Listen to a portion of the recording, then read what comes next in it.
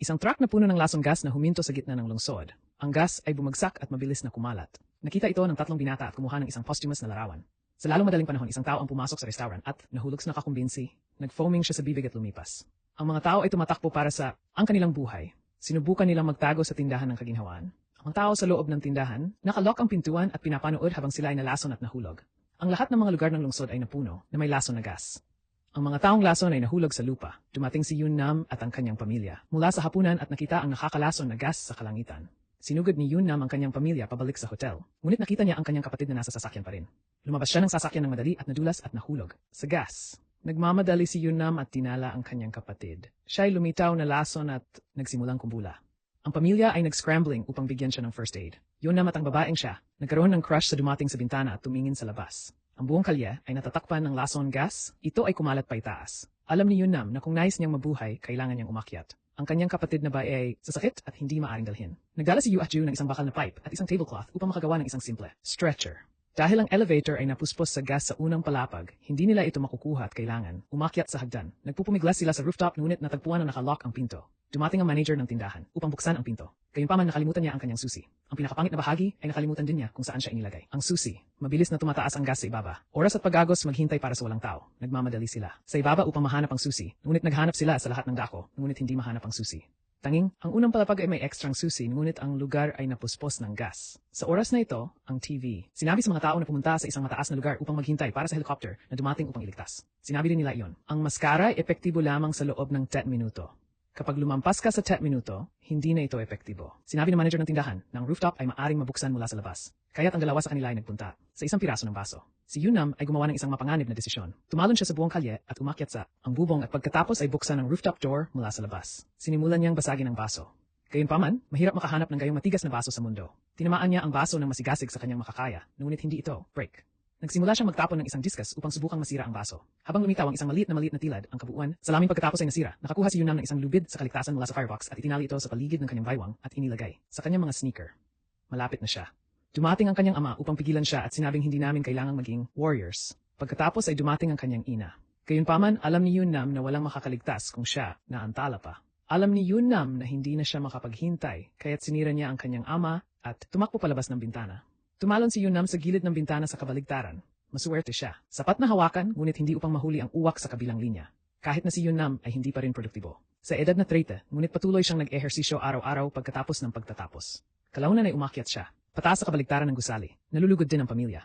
Si Yu Huajo ay nagtapon ng isang pakete sa kanya. Tumingin si Yun Nam sa loob at nakita na may mga logpick at tisa. Ito ang lahat ng mga bagay para sa bato. Pag-akyat, agad niyang dinurog ang tisa upang gumawa ng non-slip powder. Patuloy siyang umakyat sa inaasahan ng kanyang paboritong babae at ang kanyang pamilya. Umakyat siya sa bubong ng bubong at itinali ang kaligtasan ng kaligtasan. Pagkapos ay kinuha niya ang isang bakal na bar at sumigaw sa galit. Natigil niya ang iron bar sa pagitan, ang mga pier ng bato ng kabaligtaran na gusali.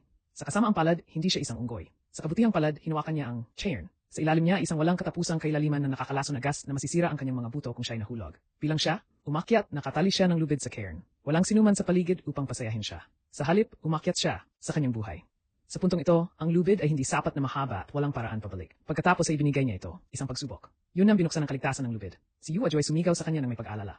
Nang walang proteksyon. Sa lubid, si Yun Nam ay patuloy na umakyat sa tuktok ng gusali nang hindi lumingon. Sa wakas, siya, umabot sa tuktok. Naalala niya ang oras kung kailan siya nabigo na umakyat sa harap ni Yu Huajo. Ngunit sa oras na iyon, magagawa niya itong muli. Ngunit sa oras na ito, ang pagkabigo ay kamatayan. Sinimulan niyang itayo ang kanyang lakas. Ito ay isang bagay ng tagumpay o pagkabigo. Ngunit ginawa ito ni Yun Nam. Nakipaglaban siya sa bubong. Yun Nam. Pinubuksan ang pintuan sa rooftop at lahat ay nag-swoons. Tiningnan niya ang kanyang pamilya, naligtas at tunog at ang nagmamalasakit na mga mata ni Yu Huajo. Nadama ni Yun Nam na sulit ang pagsisikap. Sa sandaling iyon, ang isang rescue helicopter ay dumaan sa kanilang mga ulo. Sigaw nila ng frantically, ngunit ang kabilang panig ay hindi maaaring pakinggan mo sila. Si Yu Huajo ay nag-ayos para sa lahat na tumayo sa isang hugis at gamitin ang kanilang cellphone. Flashers bilang isang signal ng pagkabalisa. Bumaba siya upang makontrol ang mga ilaw ng neon na kumikislap sa paligid. Ang mga kumikislap na ilaw sa wakas ay nakakaakit ng isang helicopter. Isa-isa lahat ay pumasok sa basket. Ngunit lang, habang papunta si Yu Huajo na nakasakay, ang helicopter ay labis na na-load. Walang labis na tao. Pinapayagan na sumakay sa oras na ito. Tumingin si Yun Nam kay Yu Huajo at gumawa ng isang mahirap na desisyon. Siya, nais na samahan si Yu Huajo upang maghintay para sa susunod na pagsagip. Matapos umalis ang eroplano, sumabog si Yu Huajiu sa luha at sinabing gusto lang niyang sumakay sa eroplano. Di nagtagal, ang isa pang eroplano ay nakita ang mga ito. Ngunit sila ay masaya lamang sa loob ng 2 segundo. Pumunta ang eroplano sa kabaliktaran na gusali. Ito ay lumiliko na ibinibigay ng mga eroplano. Prioridad sa pag-save ng mga tao. Nakita nila na tumataas pa rin ang gas. Naintindihan ni Yunam na sila hindi mahiga at mamatay. Kailangan makatakas sila sa isang mas mataas na sahig. Tumakbo siya sa ibaba upang makakuha ng mga tool. Ngunit, natagpuan na ang gas ay kumalat na. Nagmamadali si Yunam upang ilagay ang lubid at kapaki-pakinabang ng mga item, ang bag. Natagpuan din ni Yu Huajiu ang 2 hanay ng mga proteksyon na damit. Tumatakbo silang ligaw sa suwat na gas. Ang mga demanda. Ang gas mask ay epektibo lamang sa loob ng 10 minuto. Kapag natapos na ang oras magiging hindi epektibo, kailangan nilang tumakbo na mabilis hanggat maaari. Ang kalsada ay punong pagring ng mga missed calls. Ito ang takot ng mga kamag-anak sa gas, ngunit ito ay katulad ng isang tawag mula sa kamatayan. Naubos na ang oras. Tumatakbo sila sa rooftop, ngunit ang lugar ay natatakpan din ng nakakagas. Ang 10 minuto ay tumaas. Isa lang, umalis ang gas mask. Ano ang dapat nilang gawin? Inalis ni Yunam ang huling gas mask at tumingin sa babae. Pagkatapos ay inilagay niya ang kanyang sariling maskara at itinago siya. Ang lalaki ay tumakbo mag-isa. Totoo na hindi ka maaring umasa sa utiwala sa ibang tao sa mga oras ng krisis. Nag-expire na ang kanyang gas mask, kaya kailangan niyang tanggalin siya. Kuwantes upang huminga ang hangin sa itaas. Sa kabutihang palad, si Yu Huajiu ay nagtatrabaho. Mabilis siyang umakyat ng mas mataas. Hanggang sa rooftop. Nagsimula siyang sumigaw kay Yunam dahil sa pagiging masungit. Iniwan mo akong nag-isa at tumakbo palayo. Habang sinumpa ang Yunam, umakyat siya mula sa susunod na hagdan. Ito ay lumiliko na pinanganib niya ang kanyang buhay upang bumaba upang makahanap ng isang bagong filter. Si Yunam ay sumuko na lamang sa kanyang pagkakataon na mailigtas at nai-save ang kanya. Kaya hindi niya ito maiwanan. Ang dalawa ay patuloy na nakatakas sa nakakalaso na gas. Pumunta sila sa isang gym at gumamit ng isang tagahanga upang pumutok ang nakakalaso na gas sa kanilang mga katawan. Tinanggal ang nag-expire na gas mask. Ngayon sila ay nasa kanilang huling filter. Hindi na sila maaring tumakbo sa ibaba. Kung sila nais na mabuhay, kailangan nilang pumunta sa bubong ng gusali sa buong kalye. Ngunit paano sila pupunta upang makarating doon? Ang 2 lalaki ay dumating sa ideya ng pagtapon ng mga dumbbells. Itinapon ni Yunam ang ilang mga dumbbells at lumingon sa kabaligtaran. Kapag natapos na niyang ihagis ang mga ito bago pa maghakbang si Yu Huajiu. Sa lubid, nagtanong si Yunam ng isang awkward na tanong. Tinanong niya si Yu Huajiu kung gaano ito timbang. Yuju. Nag-atubiling sandali. Gayunpaman, itinapon niya ang isang dagdag na dumbbell sa buong silid. Umakyat si Yu Huajiu. Higit sa una, hinila niya ang lubid at hayaang umakyat si Yunam. Si Yunam ay nasa kalahati ng lubid. Ang gas ay sinipsip ng hood at malapit ng lumutang kay Yu Huajiu. Nakita ito ni Yunam at nagpa siya na lumiko. Bumalik upang si Yu Huajiu ay maaring makalayo muna. Mabilis na napuno ng lason na gas ang hangin. Subconsciously sinubukan na itago, ngunit ang kanyang katawan ay hinila. Tumingin siya sa latch at nagsisimula na mag-atubiling kung dapat niyang bitawan o manatili. Sa oras na ito siya ay upang gumawa ng isang desisyon sa buhay o kamatayan. Kung pinapayagan niya ang latch, mamamatay si Yunam. Ngunit kung mananatili siya rito, hindi rin siya mabubuhay. Habang nagalangan pa siya, mayroong isang dagundong mula sa buong kalye. Isang 40,000 dumbbell ang itinapon. Ang pagnanais na mabuhay ay ang susi sa walang limitasyong potensyal.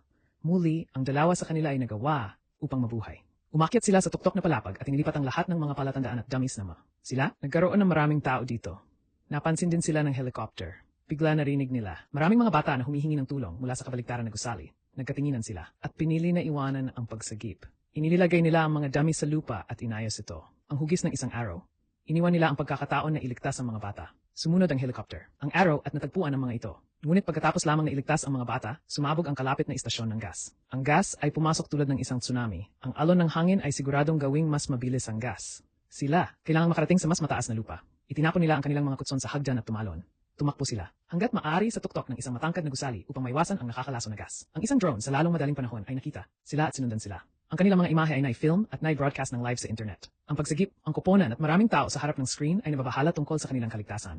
Lahat ay naantig sa pamamagitan ng determinado at matapang na espiritu ng 2 tao. Nang walang pag-atubili, tumalon sila sa bubong ng kabaligtaran na gusali. Patuloy silang umakyat ng mas mataas sa tulong ng pag-sign ng ad. Ang 2 sa kanila ay gumawa ng mahusay na pagsisikap upang maabot ang tuktok ng gusali. Gayunpaman, ang gusali sa kabuuan, ang kalye ay masyadong malayo sa kanila. Hindi nila ito maaring tumalon dito at ang kanilang likuran ay natakpan din na may lasong gas. Ngayon ay walang paraan. Pagkatapos lamang ang isa pang drone ay dahan-dahang lumipad. 2, 3, higit pa. At maraming mga drone ang lumitaw. Ang mga tao sa ligtas na zone ay nagpapahiram ng isang kamay. Ginagamit nila ang mga drone upang magkalat ang gas sa likuran nila. Sa gayon, ang pagbili ng mga ito ng kaunti pang oras, ang Yunam ay gumuhit ng isang pattern sa lupa. Tumango ang mga drone sa kanilang ulo sa pagbati. Pagkatapos ay tumatagal ng isang lubid sa gusali sa buong kalye. Ito ay nakakabit ng lubid sa isang pipe ng tubig. Itinali din ni Yunam ang dulo ng lubid na ito sa rehas. Ang 2 sa kanila ay nakahook ang latch at sumigaw ng countdown bago ang sprint. Nag-slide sila sa lubid papunta, ang kabaligtaran. Gayunpaman, ang 2 ay dumulas sa kalahati, ngunit hindi makagalaw at ang iba pang dulo ng lubid. Nagsimulang lumuwag din ang sandali ng katotohanan. Hinila ni Yunam ang mga manlalaro mula sa bag ni Yunam. Ngayon ang paraan ay upang i-cut ang lubid at mag-swing sa pamagitan ng gravity. Pareho silang naintindihan na ang pagputol na pagkilos na ito ay matukoy ang kanilang buhay at kamatayan. Kapag naisip ko na gagawin nila ito sa kabaligtaran na gusali, gayunpaman, ang lubid na nakatali sa pipe ay nawala. Ang dalawang lalaki ay nahulog sa kailaliman ng buong pananaw. Lahat. Naputol ang feed ng buhay. Di nagtagal, isang helicopter ang dumating upang maghanap para sa Gayunpaman, ang lugar kung saan sila ay bumagsak ay natatakpan na ng lason na gas. Kung hindi sila nahulog, nag-gas sila hanggang sa kamatayan. Habang ang piloto ay malapit nang umalis sa pagkabigo, ang mga tagamasid ay biglang nakakita ng isang maliwanag na ilaw na kumikislap mula sa crane. Inilagay nila ang ilaw sa crane, tamayan. Hanggang doon tumayo yung Nam at Yo Ijo.